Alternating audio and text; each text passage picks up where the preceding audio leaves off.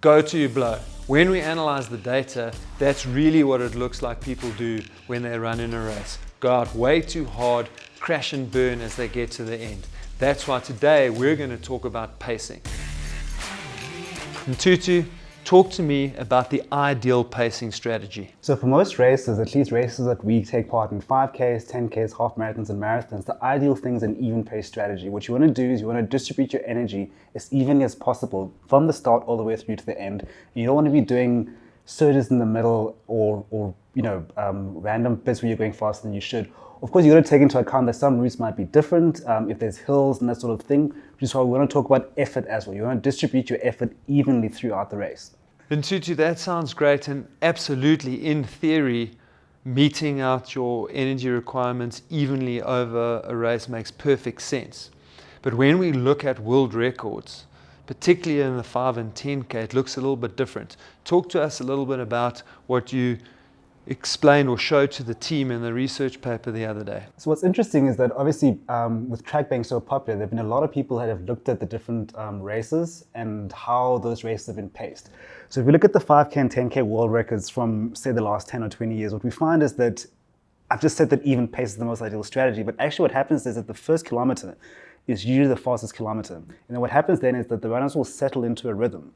And then interestingly, both for the 5K and for the 10K, somewhere around 80% into the race, so at 4Ks and at 8Ks, it's usually the slowest part of the race, and then they finish with what we call an end spurt. So at the end, they'll be sprinting, obviously trying to get the best time they can. Cool, so effectively you've got like a little bit of a U-shape with the first K and the first K being the fastest Ks and then fairly even through the middle. So what do you think some of the reasons could be why the best athletes in the world are going out so hard? I think the end is obvious because it almost turns into the race or getting to the line as fast as possible, but what's happening there in that first kilometer? So you got to remember that these races are going to be a big group of athletes. It's not us doing a solo time trial. So you're going to have 10 or 20 world-class athletes jostling for position. So in that usually the first lap actually is what makes that initial kilometer very quick.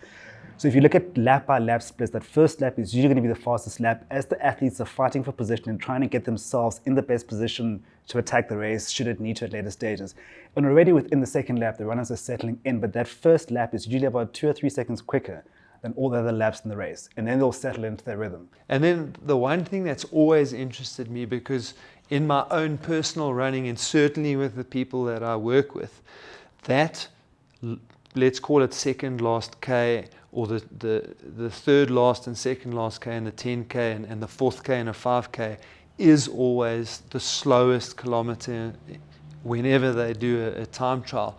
Like, what do you think some of the psychological things that are happening there that cause that to happen?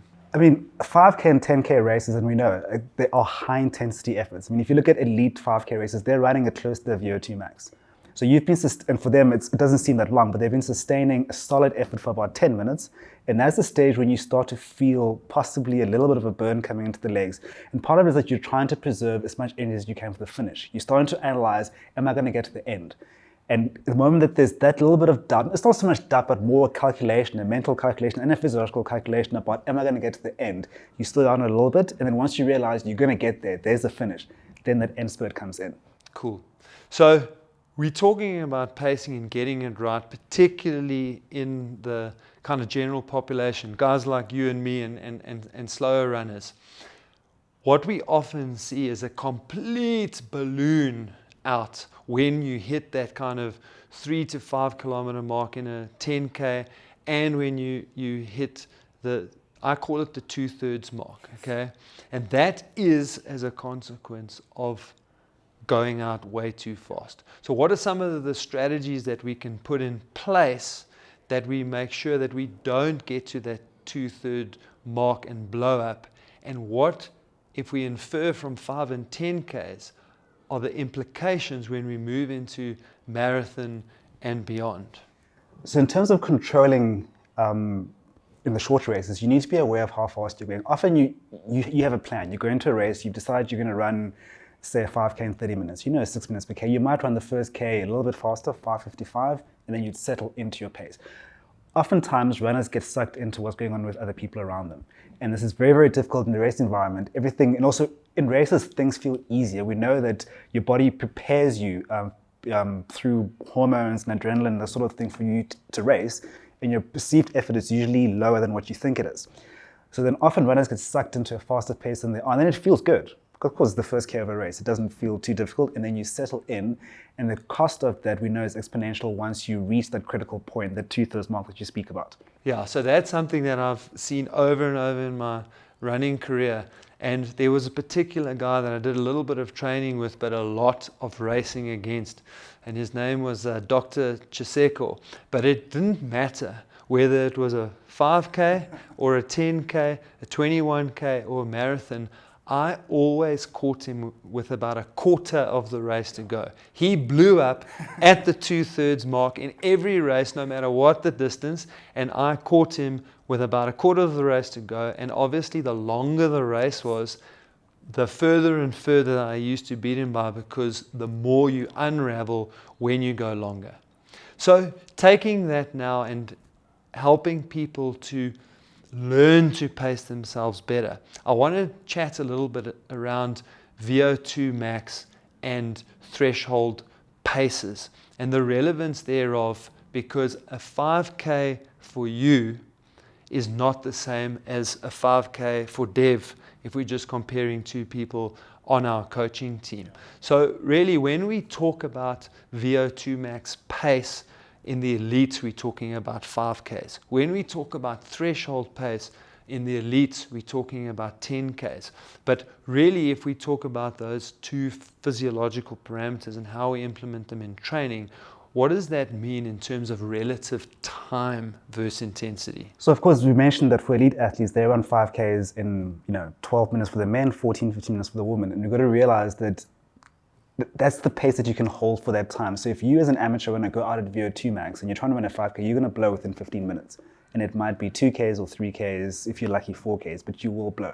So the key thing is, in your training, you need to start to learn what those efforts actually mean. And you do that through, when you do your sessions, through interval training, tempo runs, and time trials. Those are the areas in your training plan. It's not an everyday thing. You do it once a week. The time trial is once a month. You're doing it, you're learning to feel what that intensity feels like. So for threshold, it's something that you can hold usually for 30 to 45 minutes. Sometimes they say 45 minutes to an hour, but it depends on how exactly it's calculated. But it's something, so even if it's still your max effort for 30 minutes of running, you got to pace it so that you can allocate your energy for 30 minutes of running. And part of that is learning that in your training. You do it through interval training, tempos, and time trials. Absolutely. So what I'm hearing there in Tutu is that if I'm preparing for a 5K race, it's not the same as a slower athlete preparing for a 5K race or a faster athlete preparing for a 5K race.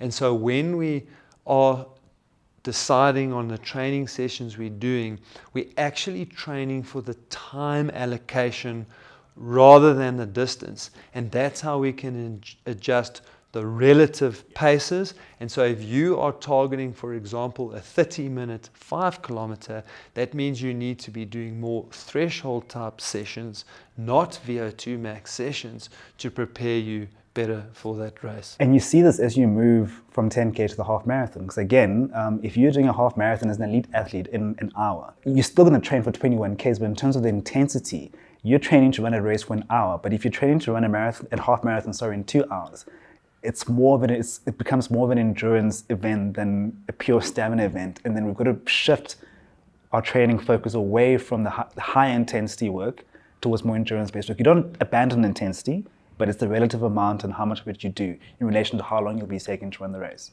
That's brilliant. So in a nutshell, when you are preparing for races, it's important to know what your goal time is. It's important to understand that because of the emotion that goes into the start of a race, because you're going to be surrounded by people, you are going to be dragged out a little bit fast at the start of the race, but you need to take note of what your average pace is supposed to be so that you can settle into your normal rhythm and you don't get into trouble in the final third of the race. If you want to know how to prepare properly for races, you can watch the video on camera now.